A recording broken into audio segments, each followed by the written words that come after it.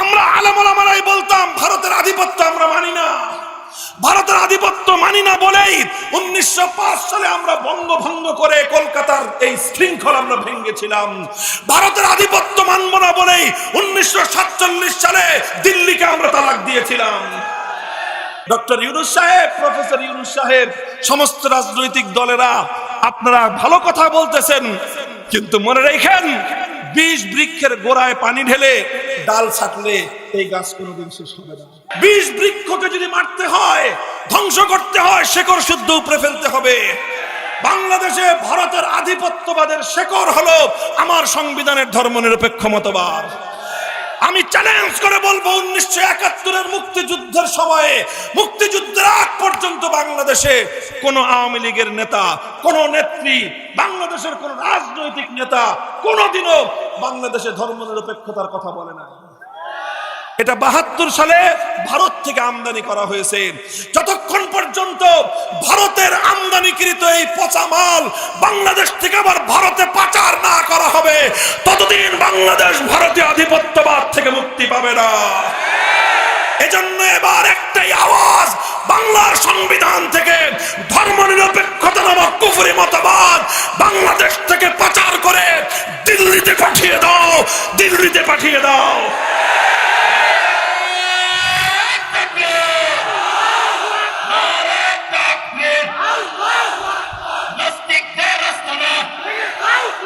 আর এটার চেয়ে বড় কথা যেটা, এটা তো ছোট কথা, আর বড় কথা হলো এই, 100 বছর ধরে আমাদের পূর্বপুরুষরা জীবন দিয়েছে।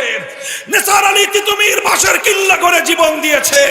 হাজী শরীয়তুল্লাহ ফরাজি আন্দোলন করে রক্ত দিয়েছে। ফকির মজনু সাহারা বাংলার গ্রামে গ্রামে, বাংলার বন বাজারে, জঙ্গলে জঙ্গলে ঘুরে ঘুরে ব্রিটিশদের বিরুদ্ধে লড়াই করেছিল। উদ্দেশ্য ছিল একটা রাষ্ট্র পাবো, একটা ভূখণ্ড পাবো, যেই ভূখণ্ডে আইন চলবে কার।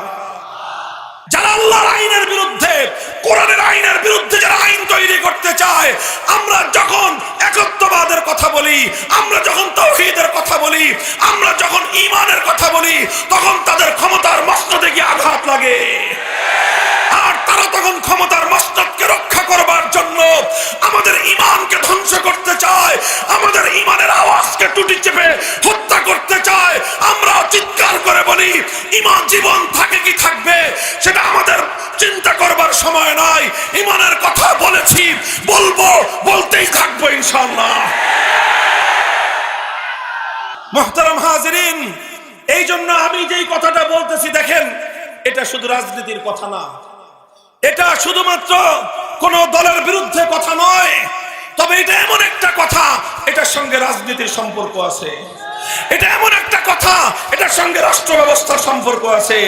আমার এই কথা এমন একটা কথা, এটার সঙ্গে প্রশাসনের সম্পর্ক আছে। এটা এমন একটা কথা, এর সঙ্গে বিচার ব্যবস্থার সম্পর্ক আছে। আর এই কথা যখন আমি বলতে যাব, তাগুতি বিচার ব্যবস্থা, তাগুতি শাসন ব্যবস্থা, তাগুতি রাজনীতির ধ্বজাধারীরা তখনই আমাদের পথে বাধা হয়ে দেওয়ার চেষ্টা করে। মুহতারাম হাজিরিন, আমরা এই অবস্থা থেকে মুক্তি চাই। কথা বলেন ঠিক না বেঠিক? আমি আর আপনি যদি মুক্তি চাই, আমরা যদি সঠিক অর্থে মুক্তি চাই এবং তাগুতি ব্যবস্থাকে উৎখাত করবার জন্য আমরা যদি সম্মিলিতভাবে চেষ্টা করি, এই ব্যবস্থা উৎখাত করা সম্ভব কি সম্ভব না? আমার দেশের দামাল ছেলেরা দেখিয়ে দিয়েছে, বড় বড় রাজনৈতিক দলগুলো পারে নাই, কারণ তাদের মধ্যে ক্ষমতার স্বার্থ ছিল। বড় বড় রাজনৈতিক নেতারা পারে নাই, কিন্তু 15 বছরের ফ্যাসিবাদী স্বৈরাচারী নব্য ফেরাউনের মতো জালিমশাহী অত্যাচারী শেখ হাসিনার এই ফ্যাসিবাদী স্বৈরাচারী শক্তিকে কিছু ছাত্রদের নেতৃত্বে গোটা বাংলার মাটি থেকে উৎখাত করা হয়েছে।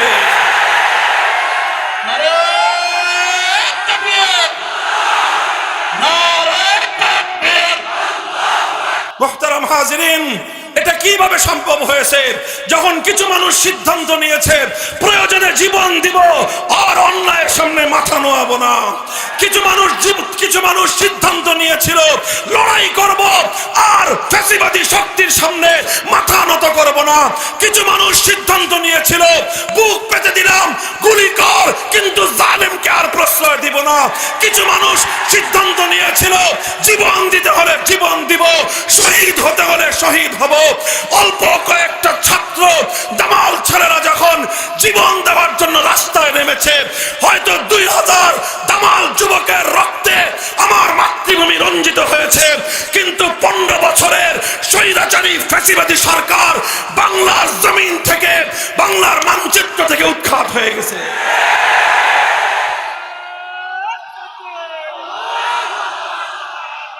এই যে আকাঙ্ক্ষা, বলেন আল্লাহর কোরআনের আইন অনুযায়ী রাষ্ট্র চলবে, সমাজ চলবে, দেশ চলবে, আমাদের সংবিধান হবে আল কোরআন, এটা আমাদের আজন্ম স্বপ্ন, এটা আমাদের হৃদয়ের আকাঙ্ক্ষা। বলেন কথা ঠিক না বেঠিক?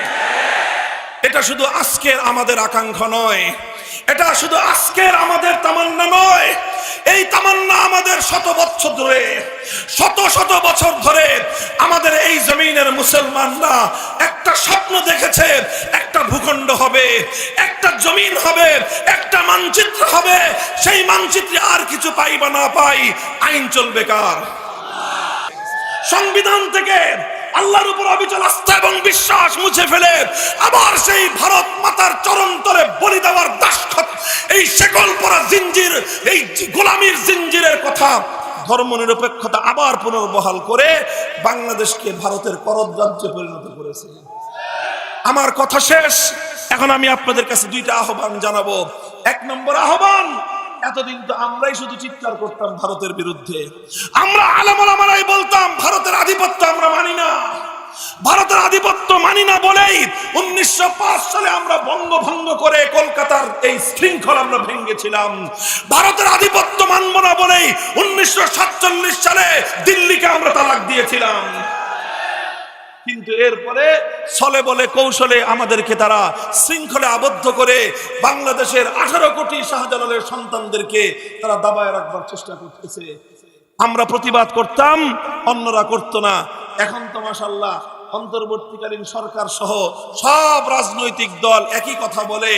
আমাদের এই ত্রিপুরার, আমাদের যে আগরতলার আজকে হাই কমিশনার, এই উপ হাই কমিশনে হামলা চালায়, বাংলাদেশের লাল সবুজের পতাকা তারা পুড়িয়ে দিয়ে বাংলাদেশকে তাদের অঙ্গরাজ্যে পরিণত করবার পায়তারা করেছে।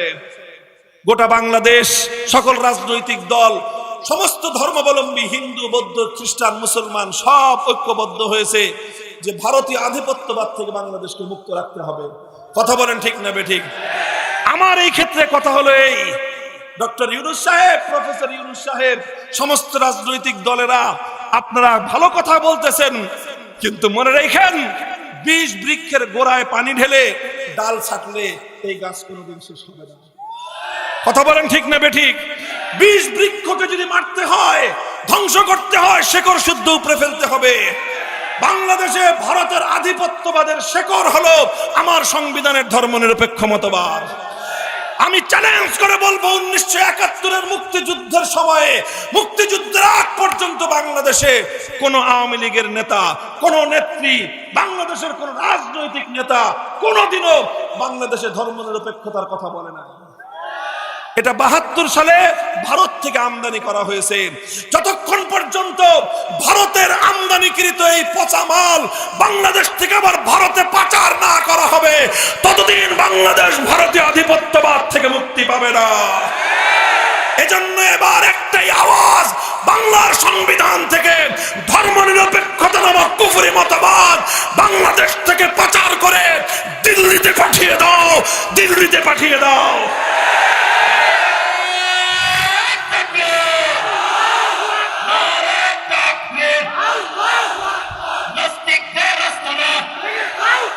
আর এটার চেয়ে বড় কথা যেটা, এটা তো ছোট কথা, আর বড় কথা হলো এই, শত বছর ধরে আমাদের পূর্বপুরুষরা জীবন দিয়েছে। নিসার আলী তিতুমীর বাঁশের কিল্লা করে জীবন দিয়েছে। হাজী শরীয়তুল্লাহ ফরাজি আন্দোলন করে রক্ত দিয়েছে। ফকির মজনু সাহারা বাংলার গ্রামে গ্রামে, বাংলার বন বাজারে, জঙ্গলে জঙ্গলে ঘুরে ঘুরে ব্রিটিশদের বিরুদ্ধে লড়াই করেছিল। উদ্দেশ্য ছিল একটা রাষ্ট্র পাবো, একটা ভূখণ্ড পাবো, যেই ভূখণ্ডে আইন চলবে কার। অনেক রক্ত দিয়েছে আমাদের পূর্বপুরুষরা, সব বৃথা গেছে তা নয়। সেই রক্ত থেকেই জন্ম নিয়েছে আবু সাঈদরা, সেই রক্ত থেকেই জন্ম নিয়েছে জুলাই এবং আগস্টের বিপ্লবীরা। কথা বলেন ঠিক না বেঠিক? কেউ বলতে পারেন যে হুজুর আগস্টের বিপ্লব কি ইসলামের জন্য হয়েছে? আমি বলবো যে না, ইসলামের জন্য হয় নাই, তবে আবার পুরাটাই যে ইসলামের বাইরে তাও না। আগস্ট বিপ্লবের যদি একটা সিম্পটম আপনারা দেখতে চান, পলাইছে কয়টায়? কয়টায় পালাইছে? 5ই আগস্ট দুপুর 2টায় সবাই খবর পাইছে। কথা বলেন ঠিক না বেঠিক? কয়টায়? দুপুর 2টায়। আমরা খবর পাইছি 1:30টায়। আপনার স্বাভাবিক জনগণ খবর পেতে পেতে 2টা বাজছে সর্বোচ্চ। এরপরে 2টার পর থেকে 3টা পর্যন্ত 5ই আগস্ট 2024 সাল দুপুর 2টো থেকে কয়টা? 1 ঘন্টার বাংলাদেশ। একটু চিন্তা করেন তো, গোটা বাংলাদেশ টেকনাফ থেকে তেতুলিয়া কোন নেতাকে নেতৃত্ব দিতে হয় নাই, কোন আলেমকে চিৎকার করে ডাক দিতে হয় নাই। গোটা বাংলাদেশের টেকনাফ থেকে তেতুলিয়া ভাস্কর্য নামক মুসলিম জনপদের একটা মূর্তিও আস্ত নয়, ভেঙে গুড়িয়ে দেওয়া হয়েছে।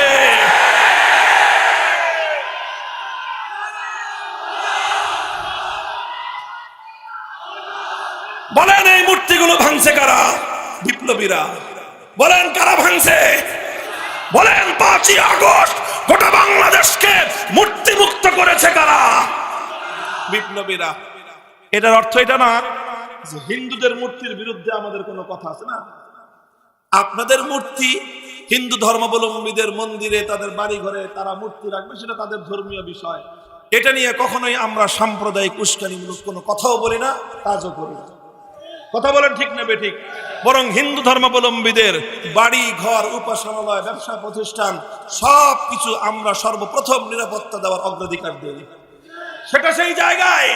কিন্তু মুসলমানদের জাতীয় জনপদে, মুসলমানদের জাতীয় স্থাপনায় এভাবে দেব দেবতার মূর্তি বানায়, বাপের মূর্তি বানায়, দাদার মূর্তি বানায়, দেশটাকে এভাবে শিরকি কালচার দিয়ে ভর্তি করে ফেলা হবে, এদেশের মুসলমান সেটা ভালো চোখে দেখে নাই। সুযোগ পাওয়ার প্রথম মুহূর্তের জন্য বাংলাদেশ মূর্তি মুক্ত হয়েছে। এ থেকে বোঝা যায় 5ই আগস্টের বিপ্লব ইসলামের সূর্যোদয় না হলেও এটা ইসলামী বিপ্লবের সূর্যোদয়ের আগের সুবহে সাদিক ছিল। সুবহে সাদিক বার্তা দেয় যে কিছুক্ষণ পরে, ঘন্টাখানেক পরে সূর্যের উদয় ঘটবে। কথা বলেন ঠিক না বেঠিক? তাই আমরা 5ই আগস্টের বিপ্লবোত্তর এই বাংলার মাটিতে দাঁড়িয়ে স্পষ্ট ভাষায় আজ এক দাবি তুলতে চাই। এটা আমি বলছি, আমাদের এই কথা যেন কর্ণকুহরে প্রবেশ করে সেইভাবেই বলছি। আমরা বাংলাদেশে এখন সংবিধান সংস্কার চলছে। কথা বলেন ঠিক না বেঠিক? সংবিধান সংস্কার কমিশনকে 15ই জানুয়ারি পর্যন্ত সময় বৃদ্ধি করে দেওয়া হয়েছে। যত সংস্কার করেন একটা সংস্কার যেন থাকে, সেটা হলো সংবিধানের যে কোনো একটা জায়গায় থাকবে এদেশে কোরআন সুন্নাহ বিরোধী কোন আইন, কোন নীতিমালা, কোন বিধিমালা চলতে পারে না। একমত? এই কথার সঙ্গে আপনি একমত? শাহজালালের বাংলাদেশের 90% মুসলমানের এই বাংলাদেশের ইসলামী শরিয়া বিরোধী, কোরআন সুন্নাহ বিরোধী কোন আইন কার্যকর হতে পারে না। কথা বলেন ঠিক না বেঠিক? হাত নামান। আমরা এই কথা শান্তিপ্রিয় ভাবে বলতেছি। কথা বলেন ঠিক না বেঠিক? এই কথাটা আমি খুব উত্তেজিত ভাবে বলছি না ঠান্ডা মাথায় কইছি? ঠান্ডা মাথায় বললাম, ঠান্ডা ভাবে বুঝেন। সবাইকে বলতেছি, রাষ্ট্রকেও বলতেছি, ভালোয় ভালোয় এই কাজটা করে দেন। কথা বলেন ঠিক না বেঠিক? এটা ইসলাম এবং মুসলমানদের শত বছরের আকাঙ্ক্ষা, শত বছরের দাবি, শত বছরের হৃদয়ের তামান্না। কথা বলেন ঠিক না বেঠিক? প্রশ্ন হলো, এইভাবে যদি স্বাভাবিকভাবে সোজা আঙ্গুলে যদি ঘি না উঠে, বলেন সোজা আঙ্গুলে যদি ঘি না উঠে কি করবেন? এভাবে যদি কানে পানি না ঢুকে কি করবেন? পরিষ্কার কথা বলতে চাই, আপনারা প্রত্যেক পাড়ায় পাড়ায়, মহল্লায় মহল্লায় আপনারা প্রস্তুতি গ্রহণ করুন। গোটা বাংলাদেশকে ইসলামী বিপ্লবের দুর্গ হিসেবে গড়ে তুলুন। যদি এভাবে আমাদের আওয়াজ, আমাদের দাবি, হৃদয়ের মনিকটার কথাগুলো যদি তাদের কর্ণকুহরে প্রবেশ না করে, তাহলে আমরা অনবিদ্রম, আমরা অতি সত্বর এমন একটা আওয়াজ দেব, এমন একটা ডাক দেব, সেই ডাকে 2000 নয় 2 লক্ষ তাজা প্রাণ যদি দিতে হয় আল্লাহর জমিনে, আল্লাহর কোরআনের শাসন বাস্তবায়নের জন্য, ইসলামী বিপ্লবের জন্য, শহীদি ঈদগাহে কারা কারা জমায়েত হবেন? কারা কারা জমায়েত হবেন?